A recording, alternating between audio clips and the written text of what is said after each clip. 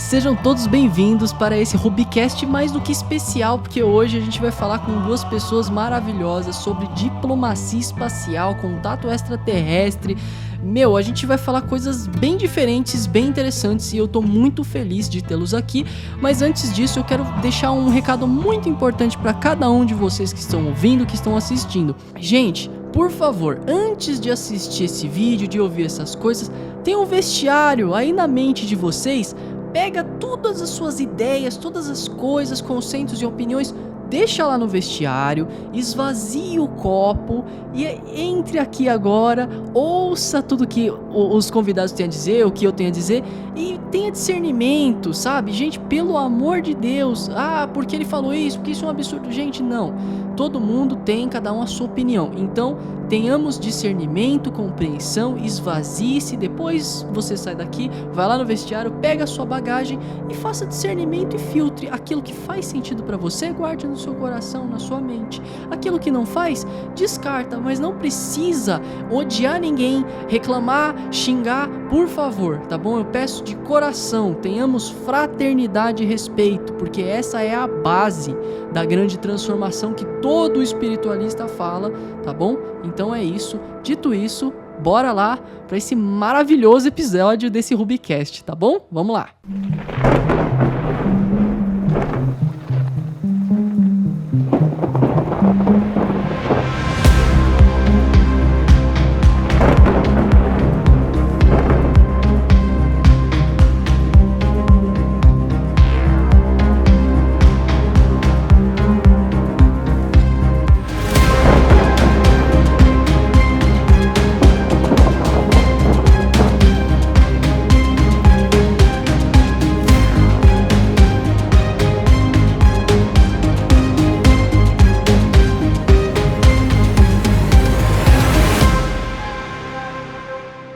E aí pessoal, beleza com vocês? Bom, hoje eu tô aqui para mais um Rubicast e esse tá muito especial porque eu tenho a honra de ter aqui o Marcos Palhares, né, que eu já fiz uma live com ele no Instagram, e o Alexandre, né, que vocês ainda não conhecem, mas eu vou apresentar antes os dois aqui, falar um pouquinho. Então, o Marcos Palhares, ele é o futuro brasileiro no espaço pela iniciativa privada, escritor do livro O Céu Não É o Limite, conhecido como o primeiro brasileiro a voar um caça russo na estratosfera, considerado o brasileiro a atingir a mais alta profundidade também no oceano, a 2.260 pés de profundidade, palestrante motivacional, especialista em astronáutica e história do desenvolvimento espacial. E do outro lado a gente tem o Alexandre Dietrich Burr, que ele é juiz de Direito no Tribunal de Justiça de Santa Catarina, ele é membro do Núcleo de Estudos de Direito Espacial, ele é professor de Aikido e Judô, e ele publicou os livros A Arte do Pacificador, Lições Preliminares e Avançadas de Direito Espacial Internacional, e o seu novo lançamento, né, que nós temos aqui, que é o Direito Espacial Intergaláctico e Diplomacia Espacial Interplanetária, aí junto aí com o James J. Hurtak, né, o cara que, o homem que escreveu aí As Chaves de Enoque, né, para aqueles que conhecem. Então hoje a gente vai falar aqui sobre um tema muito interessante, né? Então a gente tem aqui um cara que fala de diplomacia espacial e um cara que vai para o espaço, né? E nesses tempos, né, assim como há muito tempo atrás, voar de avião era um preço absurdo, só os tops conseguiam ir. Hoje, né, ir para o espaço também estamos aí, mas daqui para frente, com certeza, assim como o avião lá atrás, hoje todo mundo pode voar, né? E daqui a um tempo todo mundo vai poder ir para o espaço aí também. Então, é interessante nos tempos que estamos vivendo de transição planetária, de todas essas mudanças, de despertar. A ideia aqui é conversar um pouco sobre isso, né? Sobre essa diplomacia espacial, né? E esse contato com outras civilizações da galáxia. Então, eu queria saber um pouco, primeiro o Alexandre, fala um pouco pra gente o que é isso, né? O que é essa diplomacia espacial, o que é esse negócio que você tá trazendo agora e por que agora escrever sobre diplomacia espacial? Bom, uma boa noite, Lucas Costa, Marcos Palhares, é uma grande alegria estar com vocês e todos que estão nos acompanhando. Para fazer uma introdução, para chegarmos nesse segundo livro na área espacial, que é o Direito Espacial Intergaláctico, né, nós temos que começar falando sobre o Direito Espacial Internacional. O Direito Espacial Internacional, Ele vem desde os anos 60, com os primeiros tratados internacionais de regulamentação da exploração espacial, e o direito espacial internacional, então, regulamenta a exploração do homem no espaço exterior. Espaço exterior, nós temos um consenso entre os doutrinadores nessa área, que é acima de 100 quilômetros de altitude. Abaixo de 100 quilômetros é o direito aeronáutico, que normatiza todos os voos comerciais, militares, enfim, é o direito aeronáutico. Acima de 100 quilômetros, então, entra o direito espacial internacional. Para o direito espacial internacional, ele regula apenas a exploração do homem no espaço exterior, sob o pressuposto de que o espaço exterior, ou seja, os planetas, asteroides, tudo que está no espaço exterior está à disposição do homem, ok? A ideia, então, do direito espacial intergaláctico é trabalhar normas jurídicas que normatizem a atividade do homem no espaço exterior, tendo como pressuposto que existem outras civilizações cósmicas. Ok? Então, esse é o grande diferencial entre esses dois ramos do direito espacial internacional e o direito espacial intergaláctico. Então, eu escrevi primeiro um livro sobre direito espacial internacional e agora, então, esse livro que tem como pressuposto a existência de outras civilizações cósmicas. O que seria a diplomacia? Como é que funcionaria isso? Que eu fiquei bem curioso. Aí que tá. Esse livro, ele é uma introdução, tanto de direito espacial intergaláctico, e aí, enquanto eu estava escrevendo o livro, eu percebi que eu teria que escrever alguma coisa sob a perspectiva da diplomacia, não só na perspectiva jurídica. E aí, no livro, de uma forma bem simples, com exemplos simples, alguns usei até aqui na fala, né, de como nós deveríamos nos comportar numa possibilidade de contato. Por exemplo, de uma visita diplomática de um governo para outro. Então, o presidente do Brasil vai visitar um outro país. Então, para fazer essa visita, há primeiro os contatos diplomáticos, né? Se é possível, data, quais os assuntos, né? Então, os contatos prévios diplomáticos ocorrem, definem assuntos, definem os eventos que cada presidente vão estar, jantares, conferências, reuniões, né? Para depois ir à delegação de um país no outro. Muito bem. Todo esse protocolo diplomático, nós levamos 2000 anos desenvolvendo. Né? O nosso direito vem se desenvolvendo ao longo de milênios. Muito bem. Se nós recebermos uma civilização cósmica, vamos dizer que nós estamos recebendo, né? Não seria natural que essa civilização cósmica também estivesse evoluída a nível de diplomacia intergaláctica? Bom, se ela tiver evoluído a nível de diplomacia, ela não vai simplesmente chegando aqui, pousando e... Não, ela vai, de uma certa distância, se apresentar, enviar sinais, né?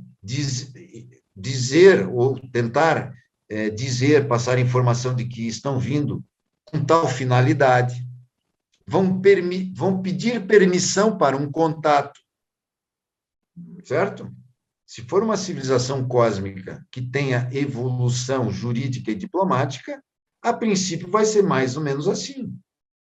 Se porventura vier uma civilização cósmica e, de repente, ela está sobrevoando nossas cidades, sem aviso prévio, sem contato, que evolução jurídica, diplomática, ética e moral tem essa civilização? Ou seja, se começar a aparecer naves por aqui, nós temos que abrir um alerta. Algo está errado. Você assistiu ver a batalha final. Com certeza. Entendeu? Tiraram lá... Então, a parte de diplomacia, eu vou escrevendo assim nesse nível e desenvolvendo o tema. É evidentemente que quando nós tivermos tecnologia suficiente para irmos em outro planeta, assim nós deveríamos nos comportar, e não ir chegando e entrando na casa do cidadão, né? De uma outra civilização planetária. Então, é dessa forma bem simples, bem uma linguagem bem acessível, não rebuscada juridicamente, eu desenvolvo esse tema. É um tema único, né? Eu nunca tinha ouvido falar e faz muito sentido alguém escrever sobre isso, né? Porque se acontecer algum dia, né, qual que é O a livro referência do seu livro? é o milagre do livro, né? É o milagre do livro, porque a gente se vai, o livro fica. Perfeito, muito bom. E Marcos, eu gostaria de saber de você, né, que tá aí, aliás, para quem não sabe, o Marcos Palhares tem um canal no YouTube, né, Marcos Palhares, e ele já foi até a área 51, né, ele gravou até onde a gente sabe, até a entrada ali, não sabemos, né, o resto, mas ele é um cara que tá aí com o astronauta, tá com o pessoal da NASA, então eu queria saber de você, Marcos, o que que você já ouviu falar, né, qual que é a preocupação desse pessoal em relação a essa ideia de o contato, né, o relacionamento, o possível relacionamento com outras culturas aí cósmicas. O que você pode falar para nós sobre isso? Uau, Lucas, acho que se eu tivesse essa resposta, eu ia ter que te matar, porque tudo é tão secreto ainda. Olha, eu sou um daqueles que eu acredito que já se descobriu vida bacteriológica em Marte, mas que a NASA está segurando essa informação, está guardando, enfim, o que não sei, mas eu tenho praticamente certeza que já se tem essa informação, né? Então, foram mandadas diversas sondas, desde a década de 70 para Marte, sondas americanas. Praticamente houve uma divisão interessante que o Alexandre estava falando, né? Os russos escolheram ir para Vênus, né? Os americanos escolheram ir para Marte, né? Então parece que já iniciou-se uma geopolítica espacial das superpotências, né? Da exploração espacial, né? Então os americanos que tiveram mais sucessos em pousar sondas interplanetárias, o que se sabe é que foi enviada em 2013 uma sonda chamada Curiosity, e essa sonda ela já tinha diversos ganchos e laboratórios internos dentro do seu equipamento. A sonda é um rover, tá? É um robozinho que ele é pilotado remotamente. Alguns têm até autonomia própria, mas atualmente existe essa automatização. Então, eles têm esses laboratórios que conseguem buscar a possibilidade de vida, mesmo que remota, uma vida bacteriológica antiga, que seja ou fossilizada ou viva, né? O que se sabe hoje é que o homem, quando pousou na Lua, ele deixou vida bacteriológica lá. O homem já interferiu no meio, de alguma forma. Nós chegamos até a Lua. E os dejetos intestinais das 12 pessoas que estiveram na Apollo, né? Foram 12 pessoas em 6 missões, foram jogados na Lua. Tá lá. Obviamente, aquilo lá hoje já deve ter virado pó, né? Com a radiação solar, mas, de certa forma, deixamos algum químico bacteriológico ali disponível na Lua, já mexemos no meio. Então, de alguma forma, o homem vai ter que conviver, sim, com a ideia de deixar não só rastros, como descobrir rastros de vida. Eu acho que já se sabe da existência de vida em Marte, porque já se sabe que existe água em Marte. A água é subterrânea, em estado sólido, congelado.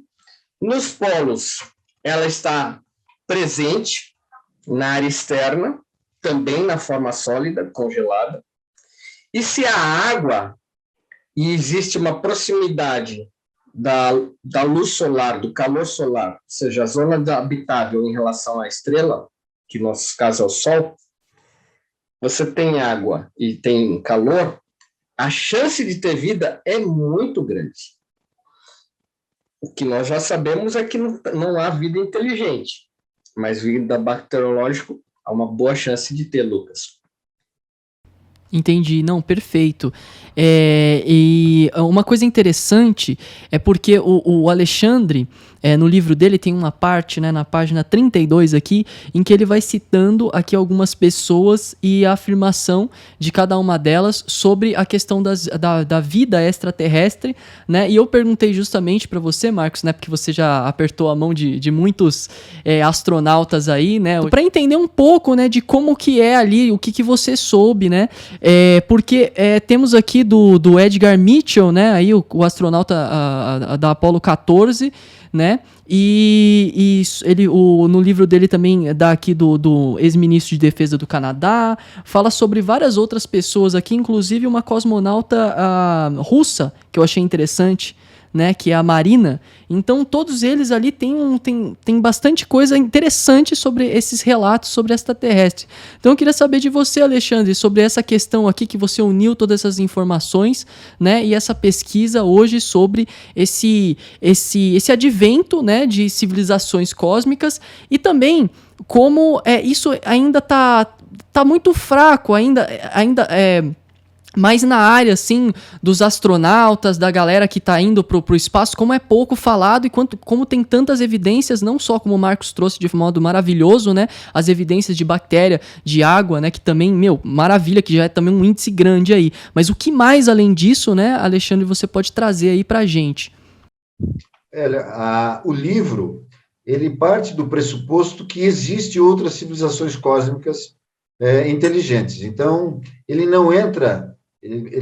eu procuro não entrar nessa discussão, se existe ou não existe, é um pressuposto do livro. No capítulo 2, obviamente, eu abordei um pouco essa questão, trazendo pessoas de renome internacional, né, que abordam essa questão e afirmam da existência de outras civilizações cósmicas inteligentes, apenas para o leitor levar a sério o pressuposto do livro. Então, como você citou, o Sexto Homem na Lua, Edgar Mitchell, né, fala claramente da existência de outras civilizações cósmicas, e muito bem lembrada, a cosmonauta Marina Lavrantievna Popovic, que, né, russa, ela tem mais de 100 recordes mundiais da aviação russa, eu sou muito famosa no mundo inteiro e na Rússia. Ela falou abertamente, né, e defendeu a existência de civilizações cósmicas inteligentes, ela deu palestras no mundo inteiro, principalmente após um incidente que houve com a sonda Phobos 2, russa, que foi enviada para Marte no ano de 1989.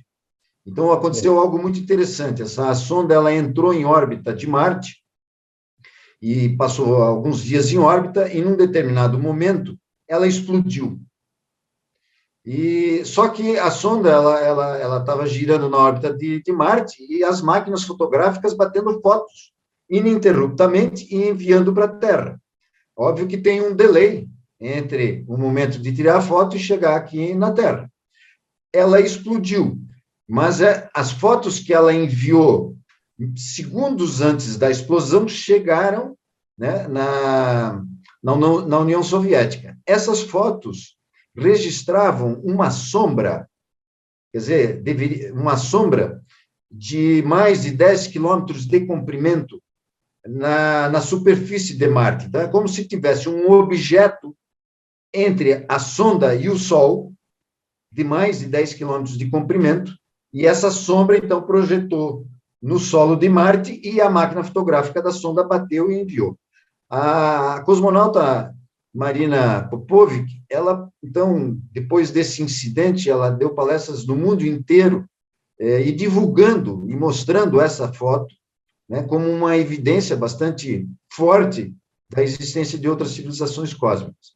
E aí eu cito outras pessoas, como você citou também um ministro da Defesa do Canadá, já aposentado, né, que também mencionou, e outras pessoas que eu cito, para o leitor levar a sério exatamente essa questão. E quem quiser realmente se aprofundar sobre as pesquisas que existem nessa área, né, deve buscar toda a literatura ufológica que nós temos no mundo inteiro, né. No Brasil mesmo, nós temos pesquisadores muito sérios nesta área, de renome internacional, né, como, por exemplo, os editores da revista UFO, e eu também chamo a atenção, e no livro eu comento isso, sobre a forma em que nós estamos vivenciando já há mais de 30 anos de você levar as pessoas a se acostumarem com a ideia de que existem outras civilizações cósmicas. Porque há um receio muito grande de que, se você joga esta informação de repente, pode haver uma histeria mundial, medo, enfim, uma desordem, né, social no planeta Terra. Então, veja só, a quantidade de filmes que você vê nos últimos 30 anos que abordam esse aspecto. Nós até tivemos assim um filme muito famoso, o Independence Day 1 e 2, que abordam a questão da Área 51.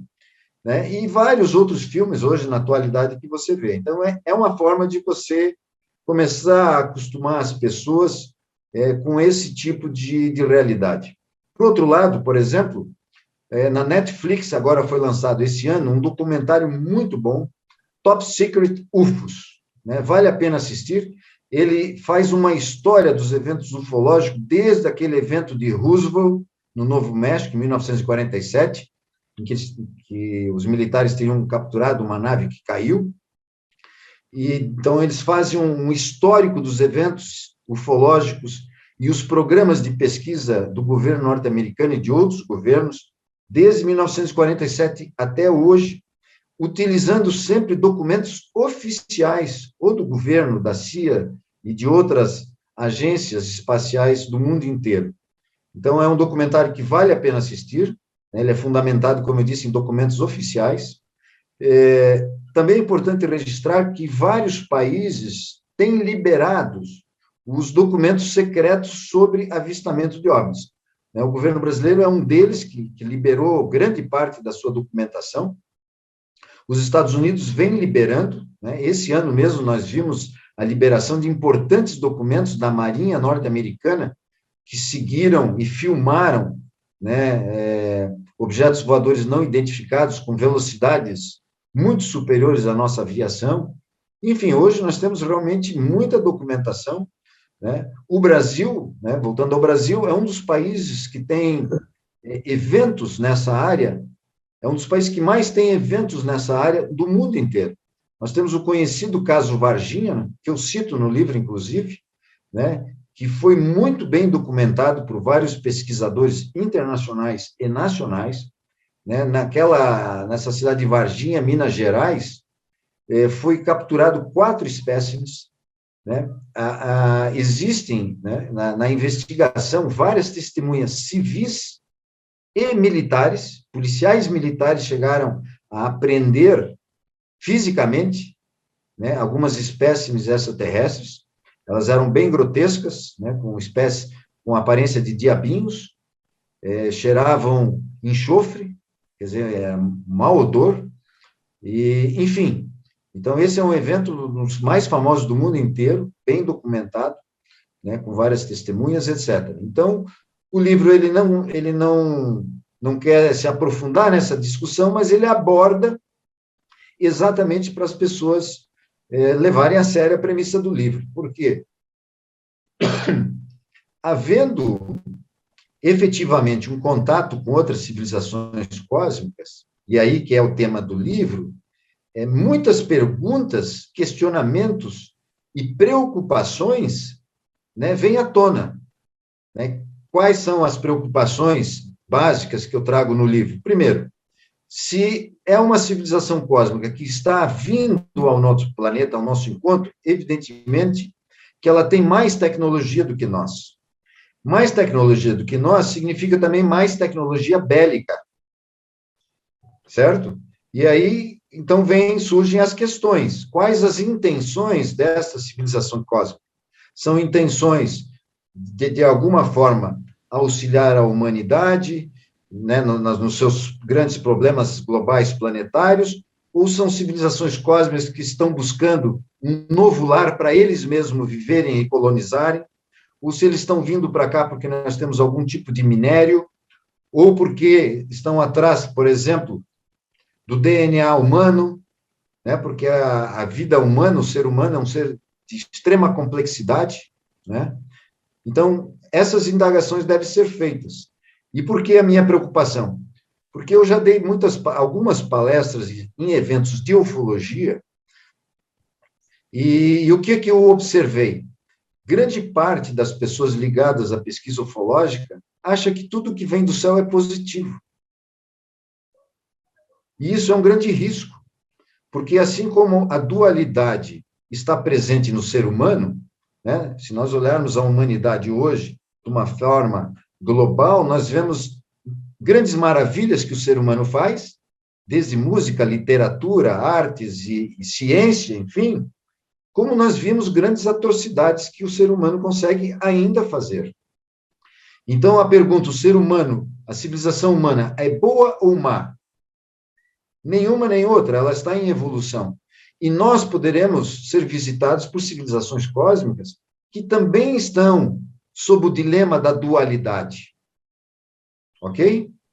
Então, nós podemos encontrar civilizações que não venham com objetivos de beneficiar a raça humana, mas apenas beneficiar a sua própria civilização. E isso traria um grande risco a toda a história da humanidade. Ok? Então, essa é a preocupação do livro, né, de desenvolver alguns princípios jurídicos que ajudem os nossos lideranças mundiais, quando houver esse encontro de civilizações cósmicas, de poderem rapidamente identificar essa civilização cósmica, se é positiva, se é negativa, quais são as intenções, e não simplesmente abrir os braços porque é uma civilização que tem mais tecnologia que a nossa, né?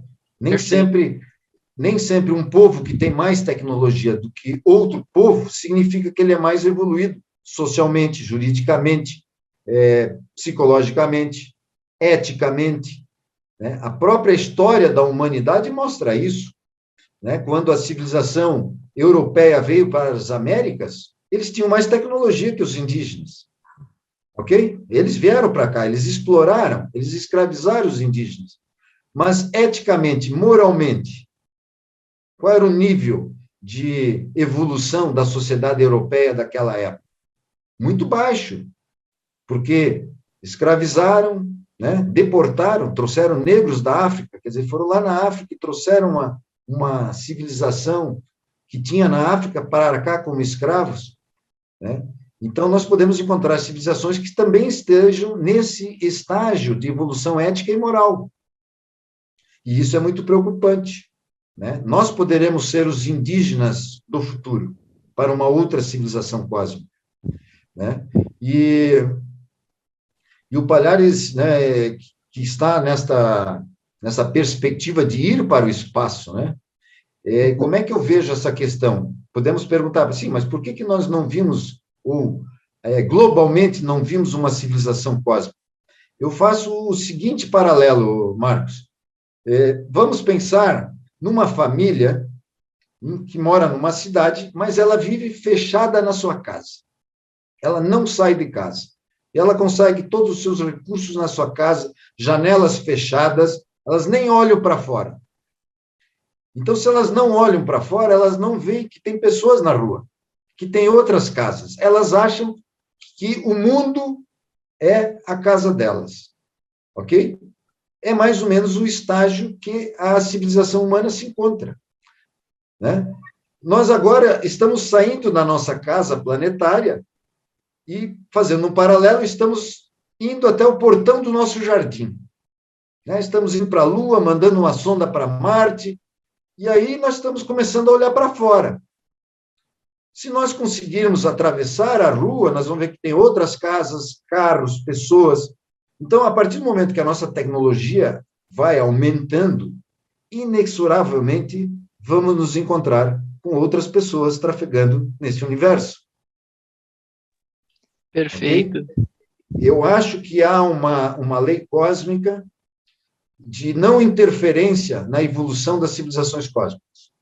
Isso, inclusive, é um princípio do meu livro, né, de não interferência. Por isso que ainda não fomos massivamente visitados por outras civilizações inteligentes, porque eu acho que há um pacto de não interferência na evolução de uma civilização planetária, até que ela esteja num nível científico, moral, espiritual, de ela mesma sair e encontrar quem está lá fora. Ok? Essa é a minha visão, né, geral do que está acontecendo. Eu gostaria de ouvir o que o Marcos está indo para o espaço, se prepare. Então, é isso que eu ia falar. E aí, Marcos, né? Depois de tudo isso, primeira coisa, Alexandre, eu adorei essa metáfora da casa e do jardim, né? Marcos como um dos poucos aí, dos primeiros que tá saindo do jardim, tá indo pro jardim, Marcos. E aí? Depois de... Como é que você vê tudo isso aí? Experiência de estar lá no espaço e de repente ter um contato extraterrestre, nossa, seria, meu Deus, até arrepio de emoção, porque seria um momento transformador, né, da sociedade, do nosso planeta, da vida, como a gente conhece.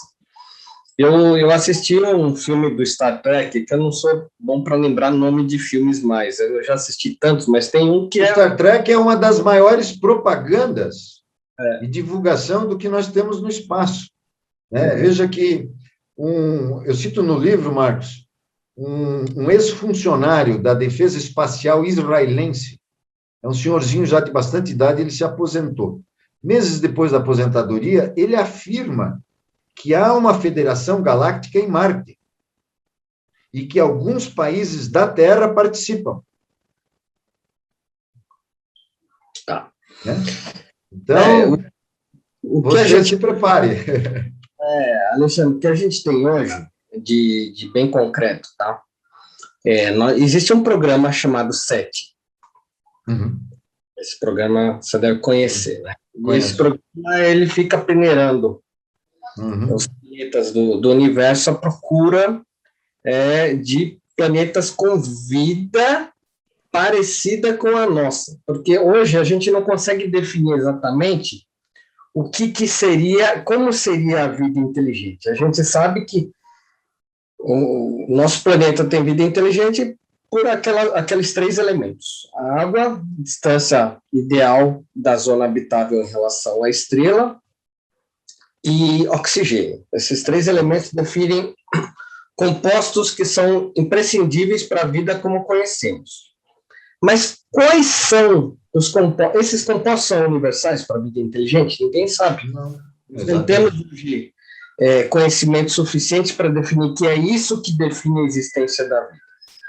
Na última live que eu tive, inclusive com o Lucas, e a gente começou a filosofar tanto, eu não sei até se a audiência começou a babar, a gente estava falando de vida espiritual interplanetária, né? Ou seja, uma vida tão evoluída que não depende de uma casca que tem prazo de validade, como é a nossa aqui, né? Nós temos um prazo de tempo na nossa existência, e é um prazo curto, se a gente considerar a escala universal de tempo, né? A gente está falando de um universo, o que se estuda hoje é que ele tem algo como 13,4 bilhões de anos, e dentro dessa escala a gente vive ali 100 anos.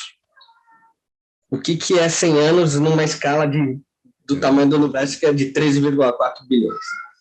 Então, existem esses programas, 7, que eles estão monitorando planetas parecidos com o nosso.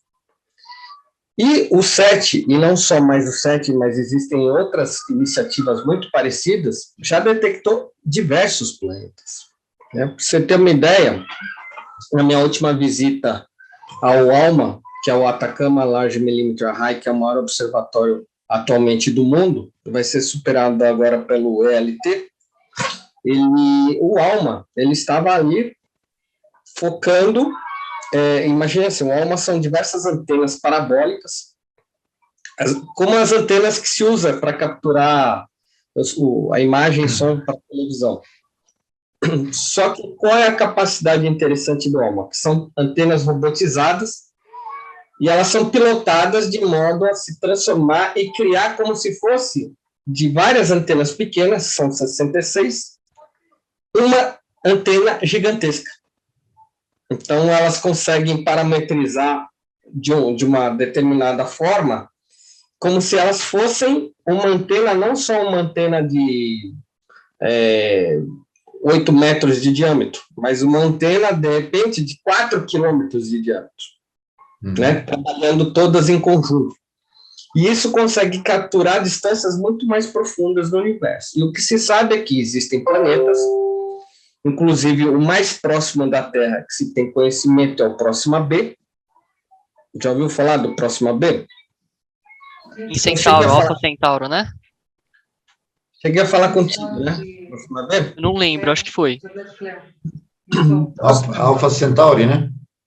O Próxima B é um planeta que ele já foi detectado por espectrografia, que você detecta que existe uma atmosfera parecida com a nossa por espectrômetros que mostram a cor, as tonalidades, então o oxigênio reflete azul, então essas antenas conseguiram transformar a atmosfera desse planeta em diversas cores e viram que tinha lá o azul do oxigênio. Falaram, opa, aqui tem oxigênio, né?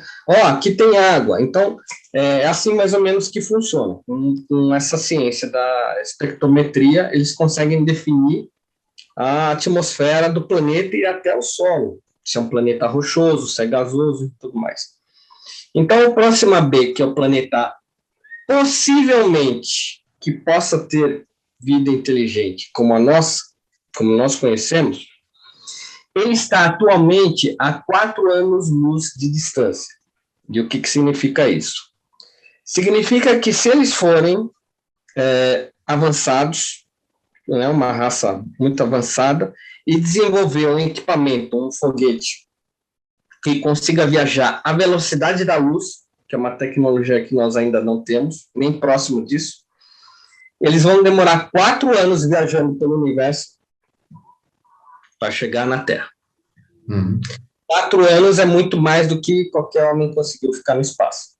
Até hoje, o recorde não chegou a 2 anos, né? Só que 2 anos numa estação espacial que está orbitando a 28 mil quilômetros horários. Lá, não é 28 mil. Velocidade da luz, a gente está falando de 360 quilômetros por segundo. E segundo Einstein, essa velocidade é impossível. Sim. E nem vou dizer que Einstein possa estar errado. O professor erra também. Mas é uma tecnologia que a gente está muito distante de ter. Então, essa raça, se possível, que exista em Próxima B, elas têm que estar num grau evolutivo tal que ela tem que viajar ao espaço como se fosse algo muito comum para chegar aqui e dar um oi e talvez, né, leve-me ao seu líder ou algo assim, porque eu acho muito estranho que ela viaje toda essa distância para ficar no anonimato aqui. Acho muito estranho. Isso aí é uma visão minha, pessoal. Eu acho que se eles tivessem todo esse trabalho de desenvolver tal tecnologia, eu gostar de fazer um contato, imagina. Né? E aí existem relatos. O que nós temos hoje são relatos. Né? Eu não sei, não tem como saber o que é real, o que não é, mas existem relatos. Eu mesmo, Alexandre, eu tenho uma prova de uma visita alienígena. Caso você não saiba, eu tenho uma prova. Vocês querem que eu conte a história? Claro. Opa, por favor, mas aqui é pra isso. Aqui estamos, exato. A gente não, a gente tá no Rubi Cósmico, onde o pessoal quer ouvir essas histórias. A gente não tá na NASA, a gente pode refletir, filosofar. Fiquem tranquilos, tá bom? Eu tô trazendo uma parte mais científica, mais legal que vocês estão trazendo, mas depois a gente vai abrindo vamos filosofar, vamos, né, conversar de boa. Então, fica à vontade. Então, o Von Däniken tem muito material lá que ele disse que são provas tal. Eu tenho a minha prova pessoal, ela não foi disponibilizada na internet. Vou esperar a raça humana estar evoluída para mostrar na internet, mas eu vou contar a história, que a história é bem legal. Quando eu tinha 12 anos de idade, eu li um livro chamado Meninas da Rua Paulo, de um escritor húngaro chamado Ferenc Molnár. Você leu esse livro, Lucas? Cara, muito bom. Por incrível que pareça, é difícil isso acontecer. Imagina, com esse livro, eu li quando eu tava na escola. Foi um dos melhores livros que eu já li. É incrível esse livro. Eu li na época que eu brincava de guerrinha entre os meus amigos, guerrinha de ter um forte, e aí eu o outro grupinho de amigos também tinha um forte, tinha que pegar a bandeira um do outro. A história era mais ou menos isso, mas se passava na Hungria em 1890, essa história. Ela é contada no século XIX. E, por acaso, eu tinha uma viagem para Budapeste, e eu falei, deixa eu desenterrar aquele livro que eu li na infância, porque eu lembro que eu tinha gostado bastante, eu vou ler ele de novo. Vou ler no avião, né, um passatempo, e já que eu vou para a Hungria, né, é interessante, de repente, anotar o nome das ruas, ver se existem essas ruas mesmo, né, se é uma ficção. E eu fui lendo e fui grifando lá os nomes das ruas que eles brincavam. E como foi um livro que me marcou minha infância, lá estava eu nas ruas de Budapeste querendo, existe essa rua aqui. Os nomes são impronunciáveis, né? O húngaro, dizem que o húngaro é justamente uma língua que não tem sinônimo com língua nenhuma, não tem, é como se uma raça alienígena Aí, ó. na Hungria passou a língua húngara, só existe na Hungria. Ela é dificílima, né? Quase impronunciável as palavras. E saiu, porque essa é uma língua que não teve contato com o latim, com o saxão, com o germânico. Ela é própria, é o húngaro, né? Bom, interessante. Estava lá eu na Hungria, fui lá atrás das ruas. E aí eu descobri a rua onde as crianças brincavam. E é uma pracinha, e até hoje é uma pracinha, um terreno baldio. E eu falei, nossa, olha, o escritor, certamente desse livro, em 1890, estava aqui escrevendo esse livro. Provavelmente ele participou desse cenário aqui bucólico e tudo mais. Eu fiquei emocionado de falar, pô, que legal, né? Olha só, né? Estou revivendo uma história que se passou há mais de uma centena de anos. E aí acontece aquela situação que você fala, preciso trazer alguma lembrança do local. E aí eu olhava, era um terreno baldio, não tinha uma pedra bacana, nada assim que fosse interessante para eu resgatar aquela história. Olha, isso aqui é uma lembrança do local da Rua dos Meninos, da Rua Paulo, né? E eu, olhando para os lados, tinha um antiquário. E aí o antiquário, eu falei, opa, aqui com certeza tem coisa legal. Antiquário, né? Tudo a ver, lá certamente eu vou achar. E aí tem aquele filme Gremlins, né? Não sei se vocês já foram, que o senhor entra num antiquário, é tudo muito exótico lá dentro, né? E como eu não sabia falar húngaro, obviamente, e o senhor que me atendeu também não sabia falar inglês, ficou uma conversa de mímica, né? Então eu chegava para ele e falava assim, olha, coisas antigas, aqui tem Brasil, Marcos, comprar, né? Coisas assim, parecia que era um índio falando, né? O cara assim me olhando, Brasil. Brasil, parece que ele entendeu o Brasil. E aí ele foi para o fundo da loja e eu fiquei sem entender se ele ia pegar alguma coisa ou não, mas fiquei lá parado esperando até que ele trouxe para mim um livro, uma pastinha muito interessante, bem antiga, que abri com uma chavinha e tal. Dentro da pastinha tinha um livro. Ele falou assim, ó, Brasil, apontou para o livro assim, ó, Brasil. Aí eu olhei assim, era um jornal para o rei de Portugal. Estava escrito em português latinizado, né? Então era um português meio arcaico. Algumas palavras dava para entender, outras você tinha que meio que suar ali para conseguir saber o significado. Mas o livro era de 1700 e nada, esse jornalzinho. Eu falei, perfeito, vou comprar. E comprei, aquilo lá foi minha lembrança, guardei na mochila e fui resolver as coisas do meu trabalho. Quando eu voltei da Hungria, e aí eu estava no avião, eu lembrei, vamos ler agora, né? De novo tem um tempo para ler, né? O avião está ali parado, ou você assiste TVzinha, ou você lê. Eu falei, agora é a hora de eu ler. E eu comecei a ler, e aí meu olho fez assim, ó. Porque ali ele falava de relatos que haviam acontecido no mundo. Então, o rei de Portugal, ele recebia um jornalzinho dizendo assim, ó, na Irlanda aconteceu isso, isso e aquilo.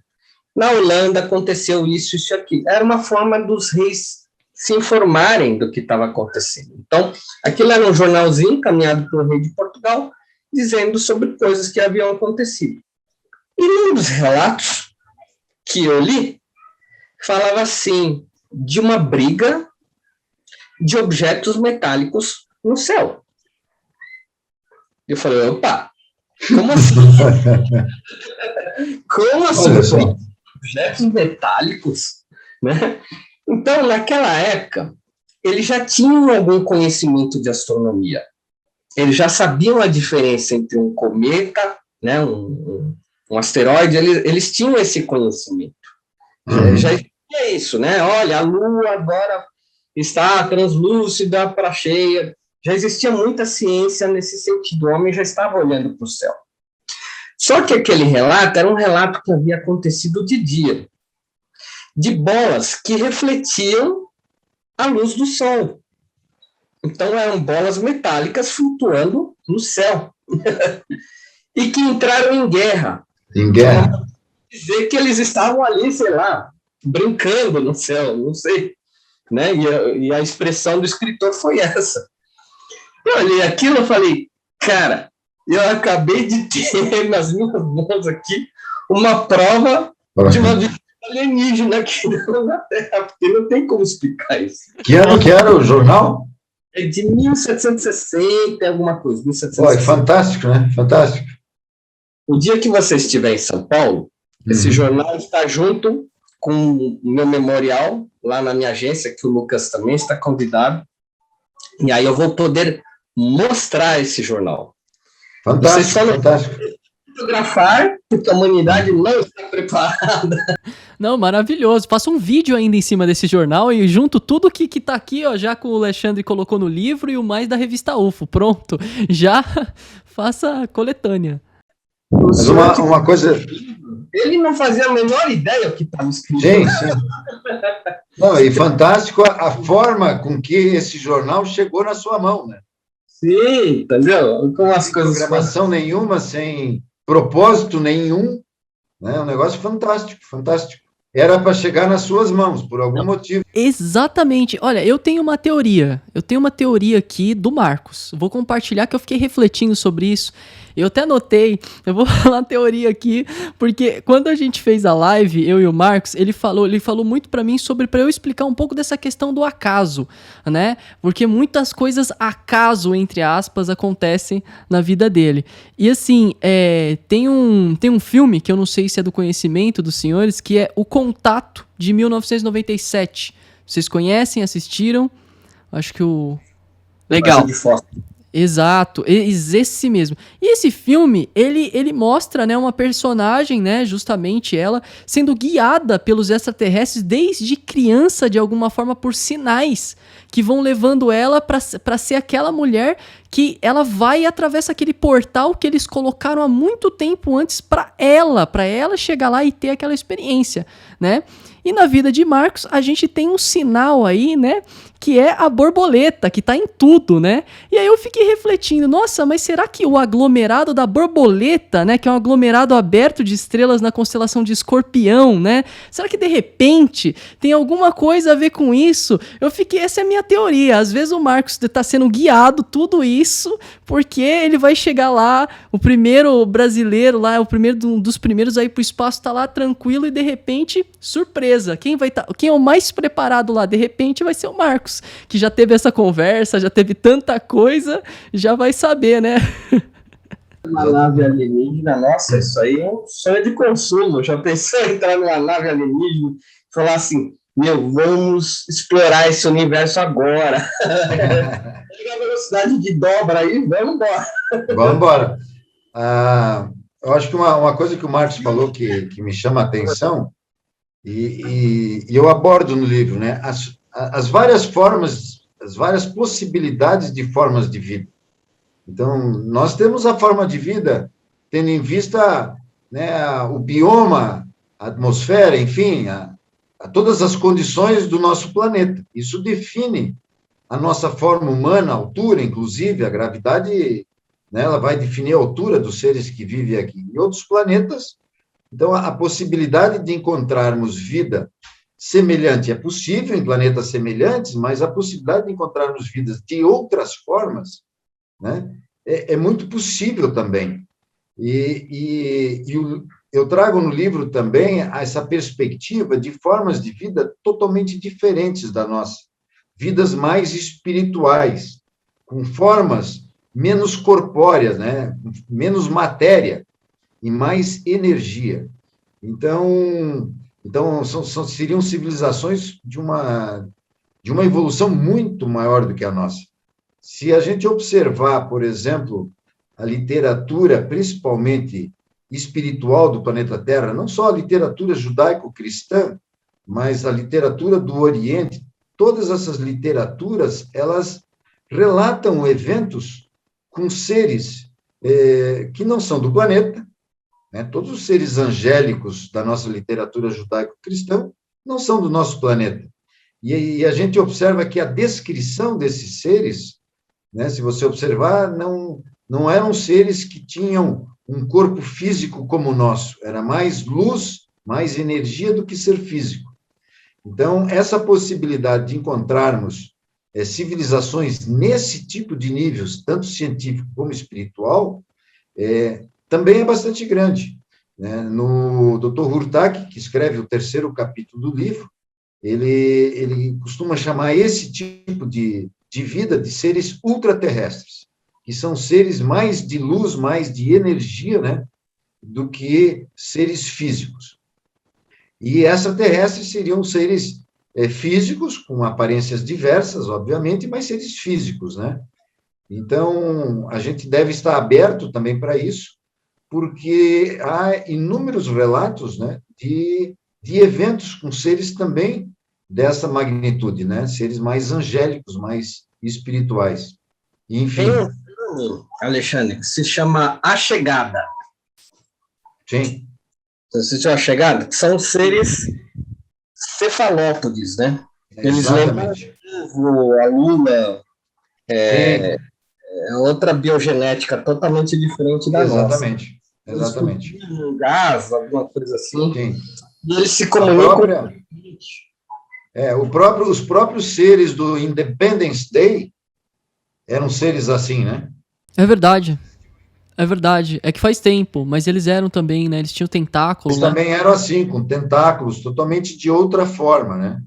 Então, a própria literatura ufológica, e eu trago no meu livro, né, relatos que tem um pesquisador brasileiro que se deu ao trabalho de fazer um estudo desses relatos ufológicos.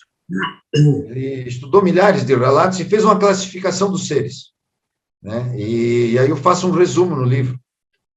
Então, ali a gente já observa, né, que dentro dessa literatura, desses pesquisadores, eles têm documentado vários tipos de seres diferentes, e também foi feito o seguinte estudo sobre essa estatística, né? Determinados tipos de seres, os eventos foram negativos para aquelas pessoas contatadas, né? Então, tem uma tipologia extraterrestre que está mais ligada a eventos negativos, de abdução, sequestro, experimentos biológicos, etc., e há uma tipologia de seres que, normalmente, os relatos de encontro com seres humanos foi positivo. É muito interessante o trabalho do Ricardo Tichetti, um estudioso brasileiro, que fez, né, dentro da literatura ufológica. Então, acho que a gente tem que estar realmente aberto a essa amplitude de possibilidades. A minha preocupação maior é exatamente a humanidade, como uma civilização, ter o discernimento, num momento desse, de encontro de civilizações cósmicas, de se aproximar das civilizações que poderão ser benéficas para nós. Porque, se nós nos aproximarmos de civilizações que não sejam benéficas, isso pode ser uma tragédia muito grande para a universidade, para a história da humanidade, para a civilização humana, né? E aí eu faço o paralelo com a civilização indígena das Américas, né? O contato com o europeu, né, foi a tragédia para a evolução deles, né? Então, nós poderemos nos encontrar futuramente nessa situação. Então, nós termos esse discernimento, né? As pessoas que estão na exploração espacial, na fronteira de avanço, como o Marcos, né? Está com vejo assim, essa cabeça aberta, né? Opa, né? Vi uma nave, encontrei uma nave, tá, mas espera aí, são positivos ou são negativos? Não é porque o cara está andando de Ferrari, né? Um baita carro que todo mundo quer ter, que o cara é um cara legal, né? Tem traficante andando de Ferrari. Então, no espaço, nós poderemos encontrar civilizações andando com supernaves. Bom, mas isso não quer dizer nada. Eu acho que essa é a mensagem forte que está por trás do livro, é essa, né? E o livro, ele é direcionado a todos, mas principalmente, eu penso, a pessoas como o Marcos, que são as pessoas que vão sair da casa e vão dar uma olhadinha no jardim, na rua, né? A humanidade vai está mandando vocês, de exploradores.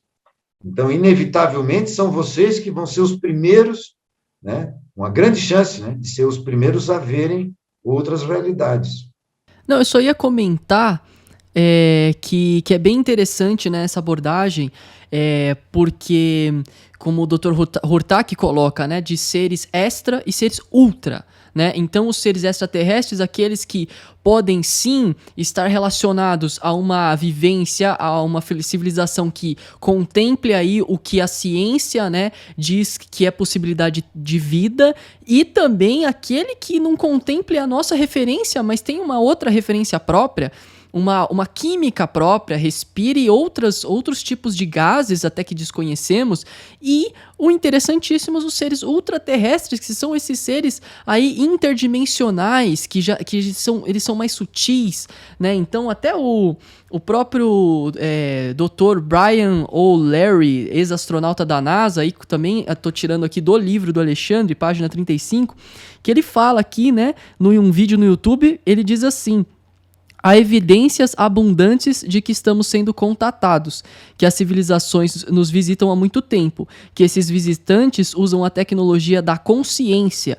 utilizam toroides, discos magnéticos corrotatórios para seus sistemas de propulsão. Isso parece ser um denominador comum no fenômeno OVNI, ou seja, a tecnologia da consciência. Então já é um outro nível, porque a consciência, ela nossa, quantos estudos hoje em dia, nós, graças a Deus, a gente está vendo aí no âmbito da consciência, no estudo do poder da mente, e é algo que a mente qual que é o limite da mente, né? Você fecha o olho, se o Marcos fechar o olho e imaginar lá na rua, que ele tava lá da Rua dos Meninos, da Rua Paulo, ele tá lá agora, né? Então, é uma coisa muito interessante das pessoas refletirem que existem não só o tipo físico, mas o tipo ultraterrestre que nas culturas, realmente, né, nas escrituras judaico-cristã e outros povos falam sobre os anjos, os seres celestiais. O que é um anjo? Diante a todos os meus estudos, né, e experiências pessoais, um anjo é uma hierarquia celestial,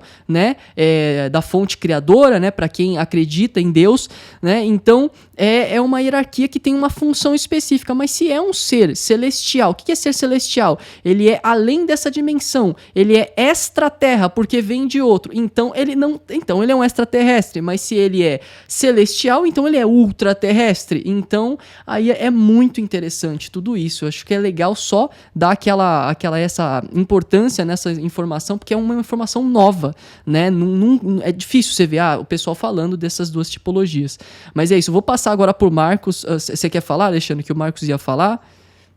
Então, Marcos, fala aí, desculpa. O Lucas está falando assim, até para o pessoal entender bem. Imaginem só, nós somos seres tridimensionais, eixo X, Y, Z. Se nós fôssemos seres bidimensionais, imagine que nós enxergaríamos tudo num plano, apenas num plano físico, como um quadrado, né? Infinito. Tridimensional, então nós já conseguimos ver a altura, que é 3 eixos. O que o Lucas está falando é numa possível outra dimensão que os nossos sensores não estão adaptados para enxergar. É uma dimensão que poderia ser a 4ª dimensão, que é uma dimensão que hoje nós não temos nenhuma estrutura nossa, como nós somos feitos, para entender o que é essa quarta dimensão. Por exemplo, pode ser a dimensão espiritual, né? Então, alguma vez, eu acho que todo mundo já passou por uma sensação de ter conversado com um parente falecido, ou ter ouvido uma voz que não sabia de onde veio, entrou na mente, enfim. Pode ser a quarta geração, a quarta dimensão? Pode ser, né? A gente, como eu disse, não temos os sensores apropriados, mas os seres de outros planetas avançados podem ter 4 dimensões, 5 dimensões, dimensões que nem conhecemos, né? Einstein dizia que a quarta dimensão era o tempo, mas é uma teoria.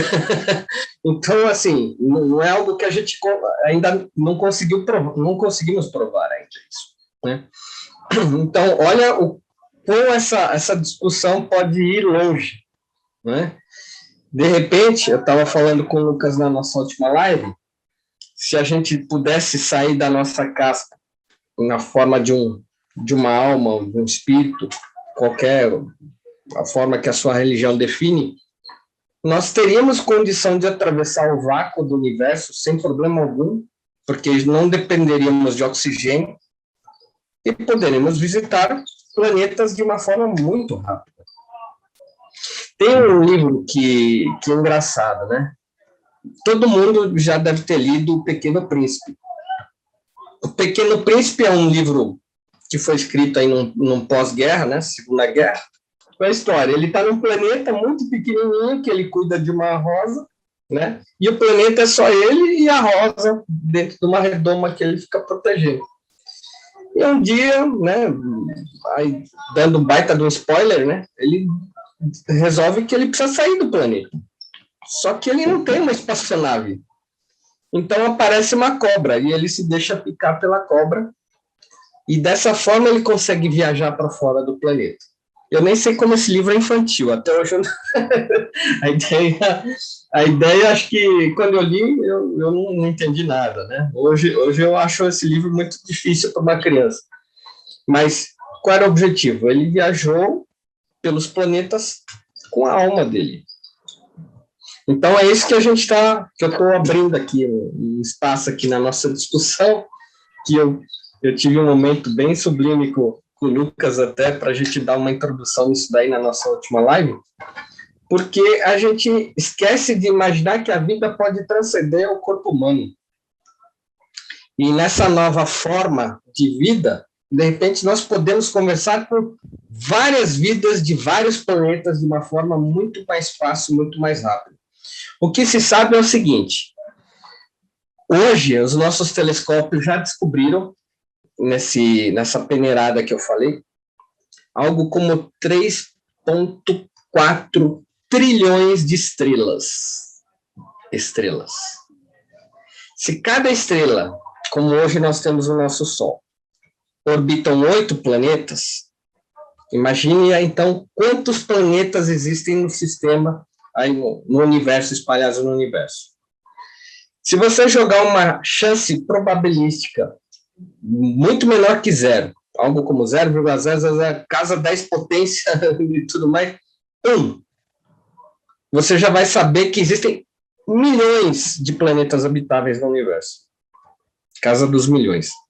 Ou seja, nós somos uma casa dentro de um bairro cósmico que existem cidades, estados, países e até um imenso planeta por trás de vida espalhada, né? Se para pensar nessa magnitude, né? Então, hoje nós não conhecemos o nosso vizinho.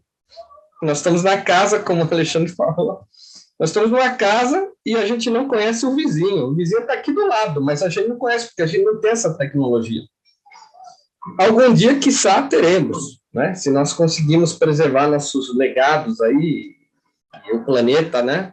Continuar com a sua vida em harmonia, nós podemos ter a chance, sim, de fazer não só visitas aos nossos vizinhos, mas visitas intracidades, estados e tudo mais, que seriam viagens muito mais longas no universo. Então, eu acho que é aí que a gente aprofunda bastante a discussão, que existe vida fora da Terra? Sem sombra de dúvida. E eu tenho certeza absoluta que existe muita vida, não pouca. Né? E eu sempre falo isso sem medo de que estejam dando risada. E olha que eu já conversei com muito astrônomo que fala, você não pode dizer isso porque a ciência não provou. Não é questão de ciência, é questão de probabilidade matemática, amigo. Então existe muita vida, né? Nós hoje não temos tecnologia para abraçar essa vida, mas ela existe, e existe em grande quantidade, e eu tenho certeza que a humanidade vai evoluir para algum dia a gente ter acesso a tudo isso. Não sei se vamos evoluir mentalmente, porque a nossa capacidade cerebral ainda usada é muito pequena, né? Mas mesmo com espaçonaves, que é uma coisa que eu estou aí nas naus de Colombo agora, esperando minha viagem espacial, né? São as primeiras naves aí que estão indo para o espaço, sendo que 550 pessoas só foram para o espaço em 60 anos, 70 anos de história espacial, praticamente, é nada da população terrestre. Se eu tiver mesmo essa chance de estar entre os 1.000, eu ainda faço parte da primeira geração, praticamente, em escala universal, é muito novo tudo isso. E eu adoraria ter contato com uma cultura de outro planeta. Adoraria, seria fantástico isso. Seria um sonho realizado. O Lucas começou um assunto, depois o Marcos abordou também, que são as capacidades da nossa mente. Então, nós estamos falando aqui em viagem espacial com naves, né, que vão levar o nosso corpo físico para fora do planeta. E vocês bem lembraram sobre as nossas capacidades mentais, espirituais, o que nós poderíamos fazer, né? Então, o que eu gostaria de pontuar é o que alguns pesquisadores chamam de uma característica da nossa mente. A nossa mente é não local, né? Ela está temporariamente num corpo físico, mas ela não está presa a esse corpo físico. Desde os anos 60, antes, talvez, né, várias agências militares, né, no caso dos Estados Unidos, a CIA, vem fazendo pesquisas com pessoas paranormais, ou seja, que têm capacidades mentais acima do normal, né? E nos anos 60, durante a Guerra Fria, eles pesquisaram várias pessoas e fizeram pesquisas no seguinte sentido, usando a capacidade mental dessas pessoas de tentarem visualizar os arsenais atômicos da União Soviética. E esses paranormais, então, se concentravam e tentavam desenhar, né, esses silos nucleares soviéticos e o local em que eles estavam. Posteriormente, anos depois, com as tecnologias de satélite, de sensoriamento remoto, várias fotos dos satélites, eles compararam com desenhos dos anos 60 e verificaram a semelhança, né? Então, eu conto essa história para dizer o quê? A capacidade que a nossa mente tem é inimaginável. Então, vejam, essas pessoas estavam nos Estados Unidos, o seu corpo físico nos Estados Unidos, e a sua mente teve a capacidade de viajar milhares de quilômetros, ver lá um local, voltar para o corpo físico e a pessoa desenhar o que viu, com o corpo físico sem sair do local. Esses estudos desenvolvidos demonstraram também que não há diferença para a nossa mente você visualizar algo que está do outro lado da rua, sem sair de casa, de algo que está do outro lado do Oceano Atlântico. Para a mente não há diferença, essa questão da distância. Então, vejam, se a mente tem essa capacidade e a distância física não tem interferência nenhuma, você pode ver algo que está acontecendo na Lua, com essa capacidade mental, ou em qualquer outro planeta. E essas pesquisas mostraram mais ainda. Todo mundo já teve alguma experiência de déjà vu. Por exemplo, você pensa numa pessoa, ou sonhou com uma pessoa, de repente, durante o dia, você lembrou de um amigo que não vê há muito tempo. 2 dias depois, tu cruza com ele. Ou ele né? Ou ele manda uma mensagem para você, ou seja, há um contato, né?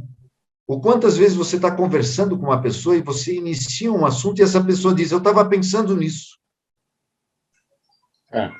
Né? É o que nós chamamos de telepatia. Então, nós temos essa capacidade que ocorre com todos acidentalmente, mas tem pessoas e tem institutos de pesquisa que estão desenvolvendo e ampliando essas capacidades com pessoas que já têm essa capacidade acima do normal. Então, vejam que quando uma pessoa tem um evento pré-cognitivo, ou seja, ela vê uma imagem que acaba acontecendo 1 ou 2 dias depois, né? O que aconteceu?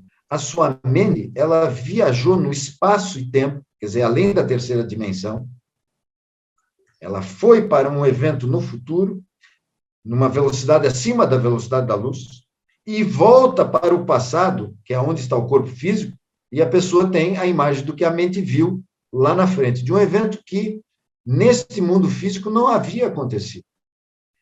Então, a capacidade, resumidamente, da nossa mente é fantástica. Então, nós estamos desenvolvendo tecnologias para levarmos o nosso corpo de carbono, mas nós deveríamos também pensar em exploração espacial através desse tipo de veículo espacial, que é a nossa mente. Então, né, vocês fizeram essa chamada, e eu realmente acredito muito nisso também, né? Que eu acho que talvez tenham civilizações cósmicas que estão nesse nível e fazem as suas viagens assim.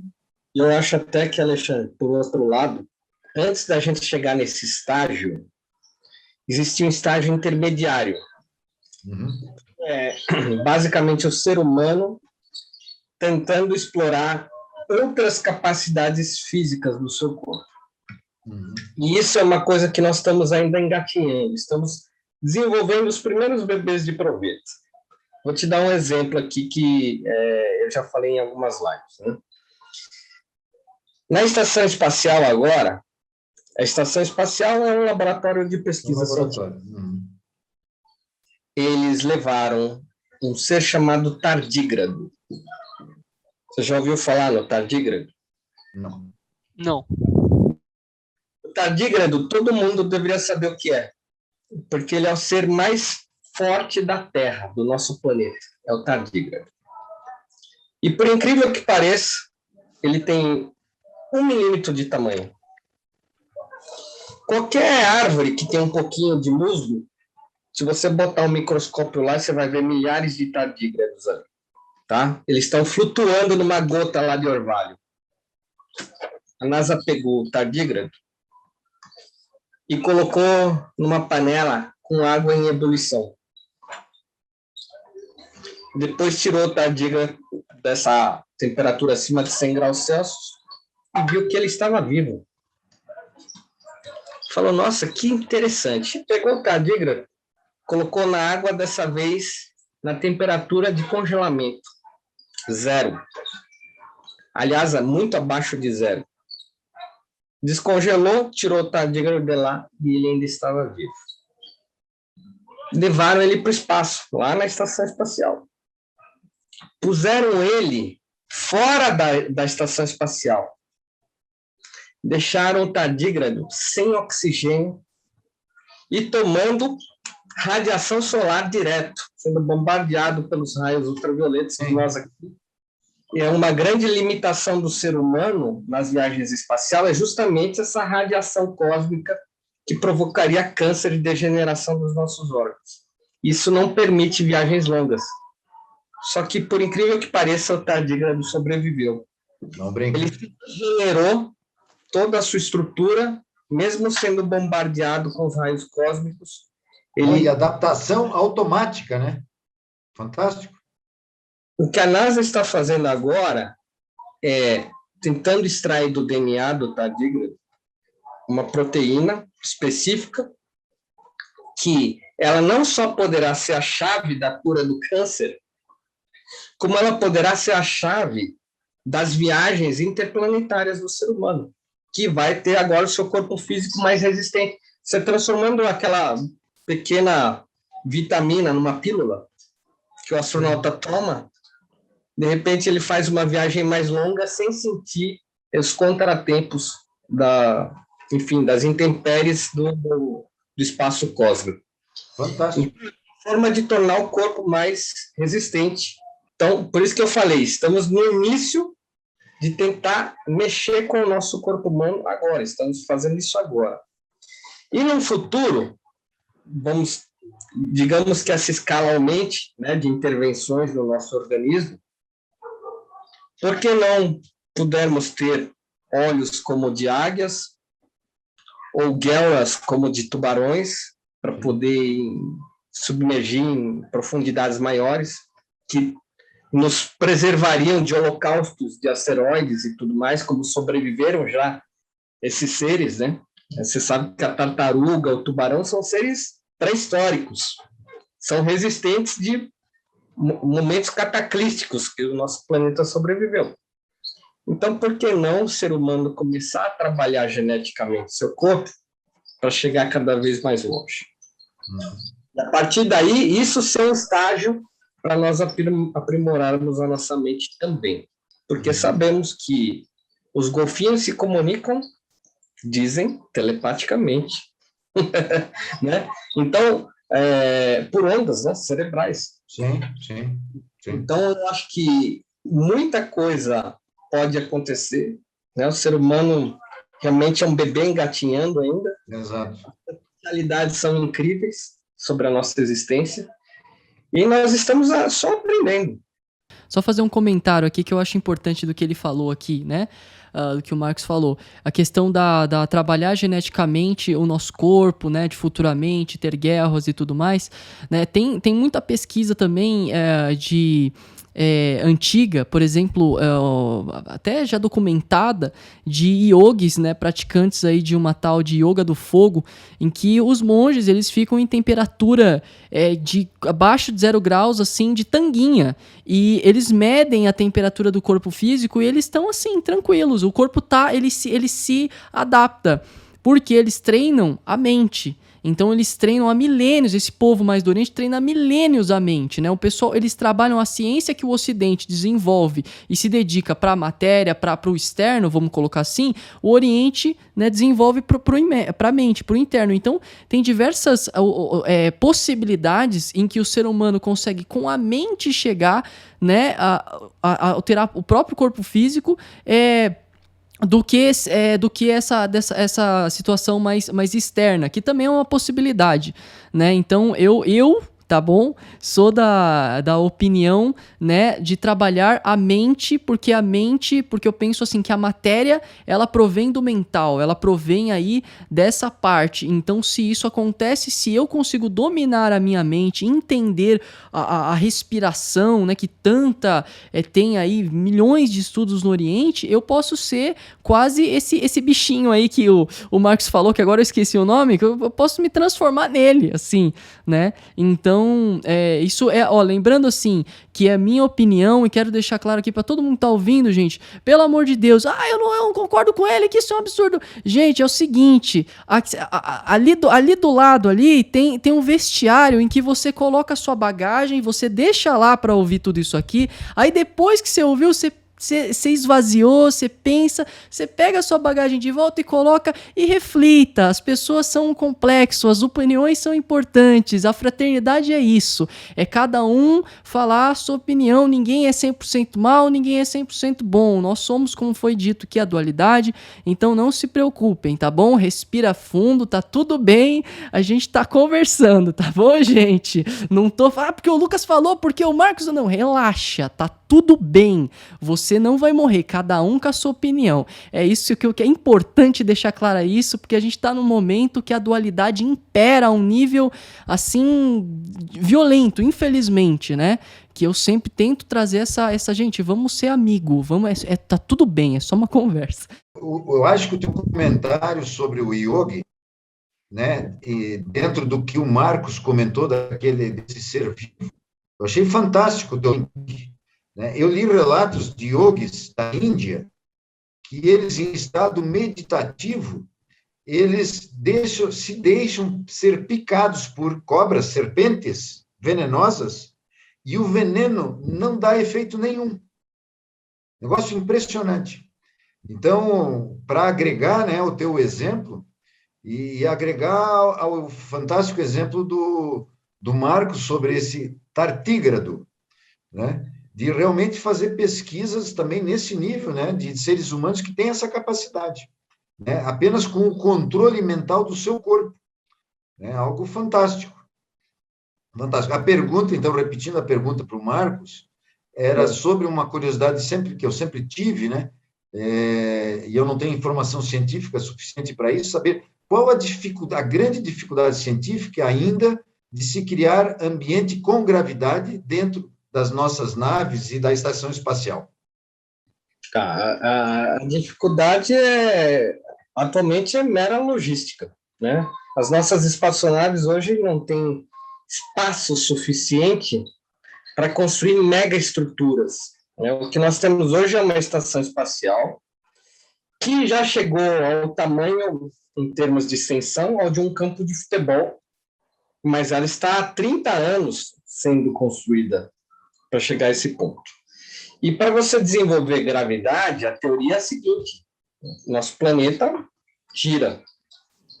Você vai precisar construir uma estrutura muito grande que gira para poder criar uma gravidade similar à da Terra.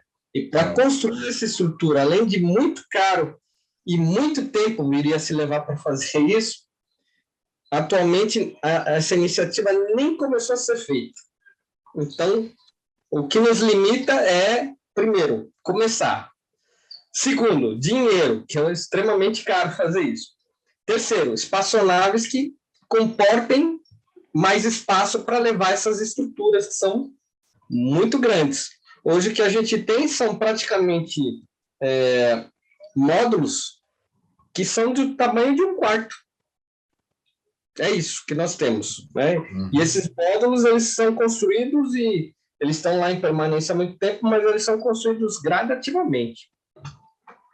Já existem trabalhos, iniciativas de se fazer módulos infláveis, o que iria se ampliar o tamanho destes quartos. Ou seja, levaria ele fechadinho, como uma bexiga não inflada. Sim. Lá no espaço, encheria ele de ar e ele ficaria um quarto grandão. Mas existe um problema. No espaço ainda existe, principalmente na órbita da estação, lixo espacial.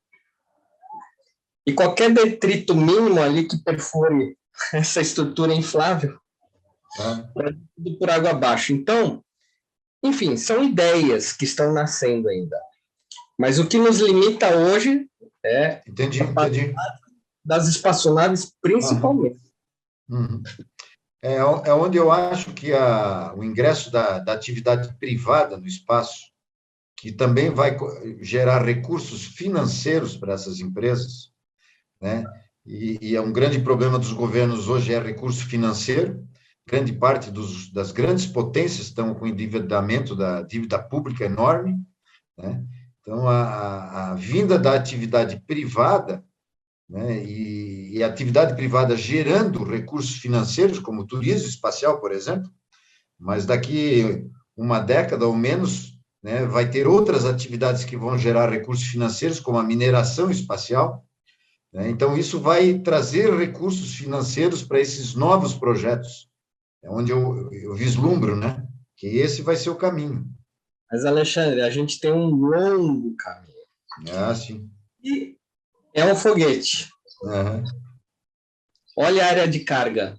É isso aqui só. É só isso aí. Tudo isso aqui, ó. Tanque de combustível. Motor. Então, para levar esse triângulozinho minúsculo para o espaço, olha a carga como é limitada. Olha o que precisa de combustível. A gente vai ter que criar uma tecnologia, estamos ainda muito no começo, muita tecnologia vai ter que ser desenvolvida. Com os espaciais, existia uma carga maior, um espaço maior, mas custava muito caro, né? Teve que ser abandonado. Cada decolagem de ônibus espacial, antigamente, que tinha uma estrutura maior, e graças a ele, muito da estação espacial foi construída graças a esses ônibus espaciais, mas cada decolagem custava $1 bilhão. Isso sufocava financeiramente NASA, governo americano. Hoje, para lançar esses foguetes aqui, uma companhia chamada SpaceX está injetando de investidores ali para conseguir lançar um foguete assim. Então, meio que a gente regrediu no tempo, mas eu acredito que regrediu de uma forma positiva. Nós estamos melhorando as tecnologias, barateando os materiais para poder construir foguetes maiores e com capacidades úteis também maiores. E isso já está acontecendo também, tá? Tanto é que, atualmente, esses foguetes eles já são reciclados, antes não era. Exato, então, exato. Barateando bastante as viagens espaciais, né? Ou seja, antes, você usava tudo isso aqui se perdia, só isso aqui que sobrava. Agora, isso aqui está voltando para a Terra. Ele volta e pousa. O módulo aqui foi para o espaço e ele volta de paraquedas. Mas tudo isso aqui que era perdido, agora a gente recupera. Ele volta assim, pousa. E essa é a ideia para a gente poder, por exemplo, colonizar Marte. Nós precisamos de foguetes que eles não só pousem, como eles possam ser reutilizáveis e decolar da onde eles pousaram. Marcos, e é isso que está acontecendo hoje. Eu tenho falasse em colonizar Marte, né? E eu tenho uma pergunta: por que não colonizar a Lua, que está tão perto? Mas com certeza será colonizado também. Pois é, mas eu vejo assim a mídia da exploração espacial, inclusive Elon Musk e companhia, falam muito em colonizar Marte e não falam em colonizar a Lua, né? Tem algum motivo para isso? O motivo é só que a Lua não é mais um segredo, né? Foram 6 missões que pousaram na Lua, fora... Sim, mas em termos de colonização, em termos de colonização experimental, por exemplo, né? É muito mais sensato você envidar esforços agora, no primeiro momento, em criar uma base lá na Lua, com seres humanos vivendo, até como uma base experimental para depois ir a Marte, né? E a Lua é tão perto. E eu não vejo esses comentários dessas pessoas que estão na ponta, entendeu? Falam muito em Marte. Artemis é a primeira missão que vai acontecer. Estava programado para 2024. A volta à Lua. Volta humana à Lua. O Brasil está nessa... Está com a bandeira na missão, né? Nossa, né? Do Brasil, porque o Brasil fez um aporte financeiro para contribuir nessa missão. Mas ela vai chegar antes do que em Marte. Claro. Eu não acredito que a nave ficará pronta em 2024. Eu, Marcos Palhares, falando. Eu acredito que isso vai atrasar, principalmente até porque a pandemia atrapalhou o planejamento de todo mundo, né? E essas coisas são planejadas com muita antecedência lá atrás. Se qualquer coisa atrapalha, é um efeito em cadeia. Mas o que está programado hoje, né, na imprensa, é 2024 volta à Lua, 2030 primeira missão a Marte. Isso é o que está programado. Então, a Lua, ela deve ser naturalmente um porto humano espacial para outras viagens mais longas. Assim como o Cabral, que ele aportava em diversos pontos na África para poder chegar na América. Exato. O passo vai acontecer da mesma forma. A gente vai de ponto em ponto atravessando esse vasto universo. Maravilha. Nossa senhora, é que a gente já tá num tempo aqui, já tá 1h30 conversando, mas já tem... O Alexandre ainda puxou o assunto da Lua, vixe, aí tem polêmica até não aguentar mais, tem assuntos infinitos da Lua, né? Porque isso é algo interessante, né? Não, é legal que vai ter a missão e tal, mas o foco da galera, realmente, bem observado, é Marte. Parece que o pessoal viu alguma coisa ali que falou, não, deixa quieto, a Lua depois a gente vê aí e faz umas coisinhas, mas vamos focar em Marte, porque a Lua A Lua o quê? Né? O que eles sabem que a gente não sabe, né, Alexandre? Parece que na Lua não pode voltar. Não, Marte é um planeta ferroso. E é um planeta que tem características muito parecidas com a da Terra. O que aconteceu com Marte, alguns estudos já detectaram que Marte tinha rios de água. Sim, como mares. É isso. Os canais estão ali, né? Os canais, sim. estão ali. Eles estão secos, mas estão ali, né? Para mostrar que houve, né? Que existia oceanos, provavelmente se existia oceano, existia uma vida bacteriológica. Por algum motivo, que ainda não se chegou a uma conclusão exata, a atmosfera de Marte se desfez. Pode ter sido um evento também de um asteroide, né, que danificou a estrutura que deveria ser muito sensível da atmosfera marciana, e uma vez que se abriu essa proteção, os raios cósmicos, de novo, os raios ultravioletas, acabaram fritando o solo de Marte, tornou um solo estéril, né? E por isso que se procura vida em Marte embaixo da Terra, que é onde não está com não existe esse impacto, né, dos raios cósmicos. Então, provavelmente, já se sabe que existem cavernas no solo marciano, pode-se encontrar muita coisa lá, inclusive vida, né? Sim.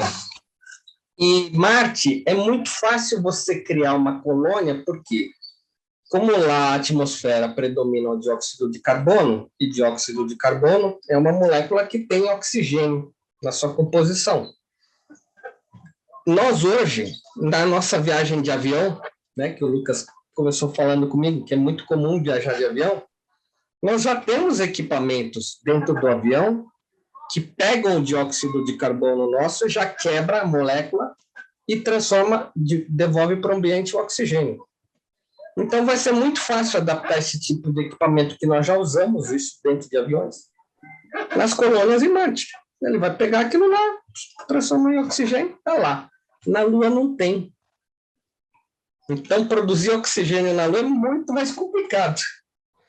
Então, por isso que tem essa coisa de Marte, vamos focar em Marte, porque Marte está fácil no sentido de você poder criar colônias habitáveis. Na Lua custaria, embora esteja mais perto, por outro lado, fica mais caro, porque criar o oxigênio na Lua é muito mais complicado, né? Então, por isso que tem essa obsessão por Marte. Perfeito. Muito boa, não, explicação muito boa, muito sensata, realmente faz sentido, né? A outra explicação é melhor a gente não ter, porque senão ele teria que matar a gente, né? E como a gente né, prefere aí ficar vivo, vamos pegar a explicação mais sensata. Eu tô brincando. Mas, gente, só pra terminar aqui, não sei se vocês estão muito em cima, preciso ir embora, preciso sair daqui, vocês estão? Ou vocês ainda posso... Tranquilo? Beleza. Beleza, só pra terminar, eu queria deixar uma pergunta pra vocês, né? A gente falou sobre muita coisa, né? Falamos que tá sendo sensacional ali, uma aula, né, pras pessoas que estão assistindo aí. E é algo grandioso que tá acontecendo, né? Essa mudança, essa transição, né, do ser humano não ser mais um cidadão planetário, mas um cidadão sideral, um cidadão do universo, né?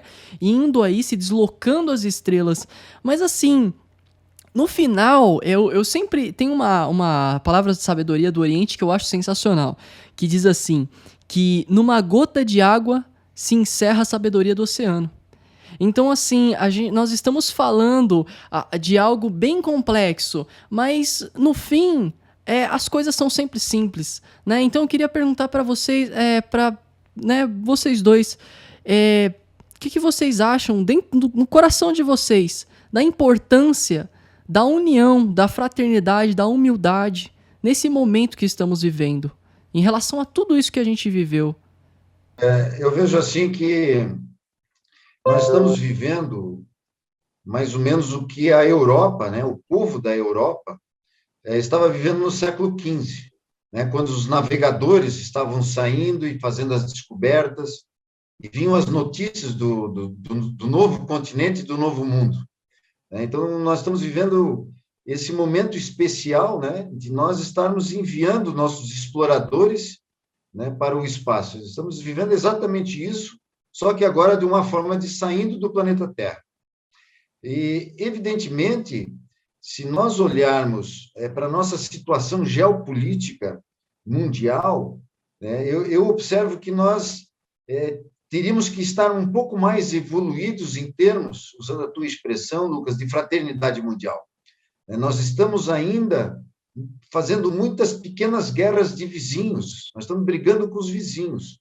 É como se eu estivesse brigando aqui com o meu vizinho do lado da minha casa e querendo sair para me relacionar com vizinhos mais longe e não consigo me relacionar com o meu vizinho do lado.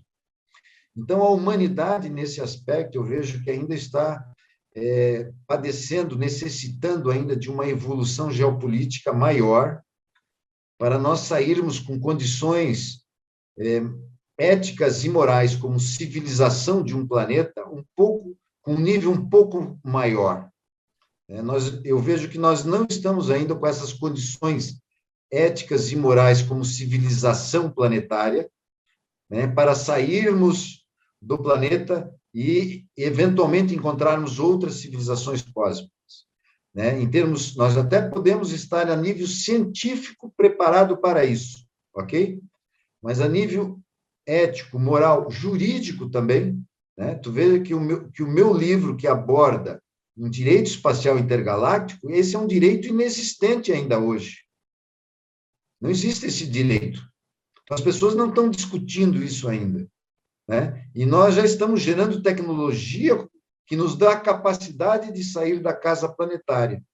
Mas estamos ainda, eu acho, devendo um pouco, né? Nós precisamos evoluir ainda em outras áreas, a minha é jurídica, né? Mas também ética, moral, a nível geopolítico, né? De nós sermos uma sociedade planetária mais unida, mais fraterna, como você falou, para estarmos em mais condições realmente de explorarmos o espaço e, eventualmente, encontrarmos outras civilizações cósmicas. Como o Marcos falou lá no início, né, nos primeiros pousos na Lua, nós deixamos os nossos dejetos humanos na Lua. Ou seja, nós fomos para o espaço e já poluímos o espaço, poluímos a Lua. Estamos poluindo o espaço de uma forma enorme. Os detritos espaciais. Tivemos, na semana passada, um evento, né, de um experimento russo, em que eles atingiram um satélite deles mesmos, né? Aquilo geraram milhares e milhares de detritos espaciais. Os astronautas que estavam na estação espacial correram risco de vida. Então, veja que nós estamos evoluídos em alguns níveis, mas em outros muito atrasados. Então, eu acho que realmente precisamos nos preocupar em evoluirmos um pouco mais, né, no que tu chamou de fraternidade planetária, né, para podermos realmente estarmos em mais condições de sairmos para o espaço, né, não como exploradores, guerreiros, enfim, né, mas como pacificadores do espaço. É isso que eu penso. Lucas, eu quero fechar um poema, uma literatura que eu encontrei no Osho. Você conhece o Osho? Opa, conheço, gosto muito. Você conhece o rio e o oceano? Eu acho que eu já ouvi falar, mas fala aí para nós. Vamos ler, então. Você pediu humildade? Eu vou dar uma aula de humildade aqui com Osho. Disse mesmo antes de um rio cair no oceano, ele treme de medo. Olha para trás, para toda a jornada, os cumes, as montanhas, o longo caminho sinuoso através das florestas, através dos povoados, e vê à sua frente um oceano tão vasto que entrar nele nada mais é do que desaparecer para sempre. Mas não há outra maneira. O rio não pode voltar. Ninguém pode voltar. Voltar é impossível na existência. Você pode apenas ir em frente. E o rio precisa se arriscar em entrar no oceano. E somente quando ele entra no oceano é que o medo desaparece. Porque apenas então o rio saberá que não se trata de desaparecer no oceano, mas tornar-se oceano. Por um lado, é desaparecimento. E por outro lado, é renascimento. Então, esse é o poema de Osho, e eu acho que assim somos nós. Nós somos como um rio que precisa entrar no oceano. Osho é maravilhoso, né? E você, fechou com chave de ouro. Aí os dois fecharam com chave de ouro, né? Porque é exatamente isso. Nós somos uma civilização que está, sim, avançadas em alguns pontos, mas ainda muito baixas em outros. Então, como temos tecnologia, ciência que está avançada, mas moral dual, aí dúbia, né, duvidável, quer dizer, como que nós brigando entre si queremos ainda conhecer o outro lá que tá num outro lado, que é outro ser, que deve ter outra tipologia, outra sociedade, cultura. Se eu não consigo lidar nem com quem mora dentro da minha casa, como é que eu ajudo o meu próximo que está na rua, né? Já diziam aí todos os meios espiritualistas. Então, primeiro é na minha casa, aquela coisa. A fraternidade começa em casa. Depois eu auxilio o meu próximo. Isso em nível cósmico também, né? Então, eu creio muito nisso. Então, gratidão. É uma honra tê-los aqui, foi fantástico. Pô, eu adorei a conversa, né? E só antes eu vou falar algumas palavrinhas que eu acho importante. Gratidão a todo mundo que está ouvindo aqui esse Rubicast aqui, seja na plataforma, seja no YouTube assistindo, ou seja no Spotify ou outras plataformas ouvindo, né? Eu quero deixar claro, se você não concorda com alguma coisa aqui, não tem problema, a vida é assim, as pessoas elas têm que aprender a concordar em discordar. Eu discordo de você, tudo bem, eu concordo, tá tudo certo, né? Vamos na paz, vamos ser todo mundo fraternos, né? Então é isso aí, né? Se tornar o oceano, se tornar a unidade, sair da dualidade e das coisas e se tornar uma coisa só, né? É um e é muitos, né? É o que nós somos, né? É um corpo, mas é um reino de bactérias, de células, de tudo, né? É só observar, a sabedoria está na observação da natureza.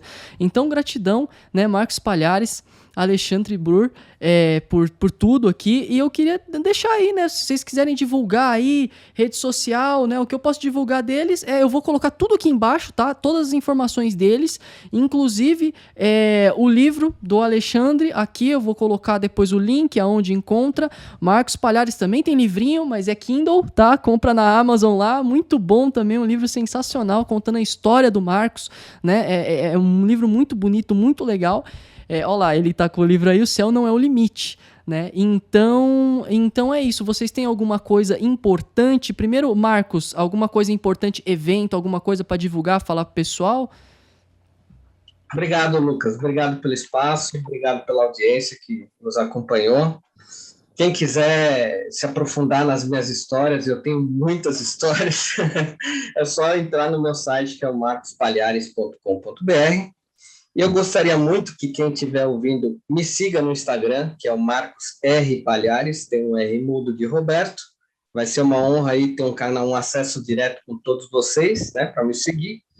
Gostaria de deixar, quem quiser comprar meu livro, O Céu Não É o Limite, está lá no meu site. E também vou dar oportunidade, eu sou sócio numa grande rede, um grupo educacional que tem em todo o Brasil, que é o Instituto Monitor.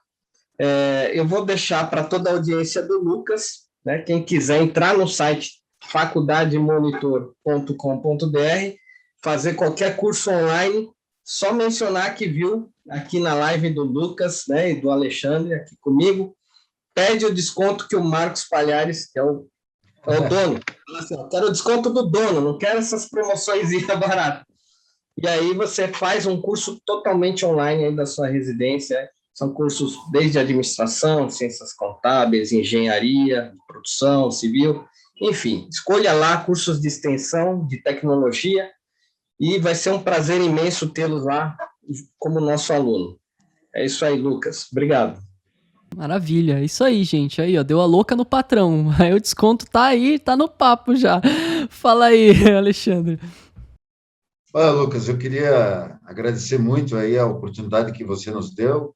É uma alegria ter um jovem com um canal desse, aberto a assuntos dessa magnitude, parabéns mesmo, e essa nova juventude aí que vai nos substituir quando a gente já tiver um pouquinho mais lá na frente de idade, e isso deixa nós, assim, com otimismo, né? Otimismo pela humanidade, de ver gerações, né, que estão vindo, jovens que estão vindo com essa visão, com esse dinamismo.